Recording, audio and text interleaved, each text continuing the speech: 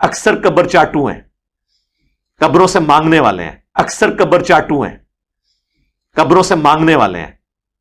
ہم ان کے عقیدوں کو کیسے صحیح مانیں؟ علی اجویری صاحب کو بزرگ قرآن میں کہیں لکھا ہوا ہے، حدیث میں لکھا ہوا ہے تو مجھے آپ بتا دیں. جاہل کو اتنی عقل نہیں ہے جو اس کو دیکھ کر اور سن کے گمراہ ہو رہے کہ یہ بزرگ جو ہے یہ اس وقت کے ہیں کہ جب قرآن کا نزول ہو چکا، رسول اللہ اس دنیا سے ظاہری طور پر تشریف لے جا چکے، تو ان کا ذکر قرآن میں کہاں سے آئے گا؟ ان کا ذکر تو اب وہ کتابوں میں آئے گا نا. ہاں یہ دیکھا جائے گا کہ لکھنے والے جو کتابیں ہیں وہ کس لیول کے عالم ہیں. اگر وہ اپنے وقت کے امام ہیں، اپنے زمانے کے معتمد علماء ہیں، تو ان کی بات کو تسلیم کیا جائے گا. مگر وہ ان باتوں پہ غور نہیں کرتے، جاہلانہ بکواس کرتے، لوگ متاثر ہوتے، کہتے ہیں کہ ہم نہیں مانتے باباؤں کی قصے اور کہانیاں، یہ کراماتیں سب فضول باتیں ہیں اور یہ سب جو ہے خوش کرنے والی باتیں ہیں، اس لیے کہ تمہارے بابا کی کرامت جو ہے وہ قرآن میں اس کا کہاں ذکر ہے. ہم انبیاء کے معجزوں کو مانتے ہیں. کیوں؟ بولے انبیاء کے معجزوں کا ذکر قرآن کے اندر ہے.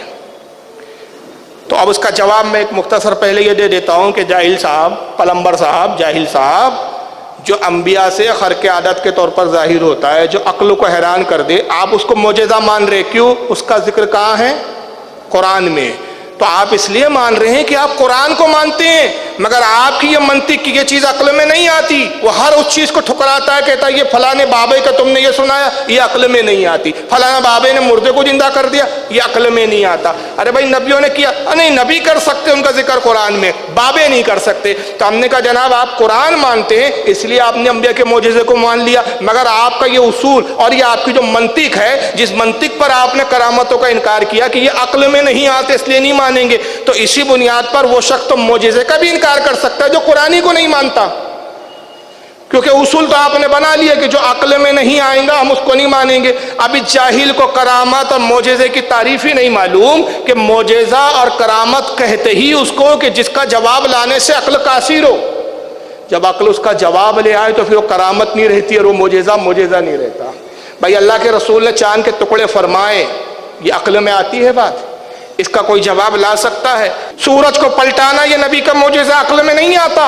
عقل حیران ہے اس پر، لیکن اس کا جواب دنیا لانے سے قاصر ہے. تو جہاں عقل دم توڑ دیتی ہے، جہاں لوگوں کی طاقتیں اور قوتیں ختم ہو جاتی ہے، وہیں سے معجزے کی ابتدا ہوتی ہے.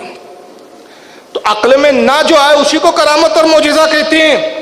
اور معجزہ ہو چاہے کرامت ہو، یہ اللہ کی عطا ہوتی ہے، بندے کا خود ذاتی اختیار نہیں ہوتا. ہمارا عقیدہ یہ ہے کہ کوئی ولی اپنے پاور سے کچھ نہیں کر سکتا. اعلیٰ حضرت فاضل بریلوی خود فرماتے ہیں کہ کوئی ولی تو ولی کی بات ہے، خود نبی پاک صلی اللہ تعالی وسلم اللہ کے رسول بھی بے عطائے الہی ذرہ برابر بھی کسی شے پر، کسی چیز پر تصرف کرنے کا اختیار نہیں رکھتے.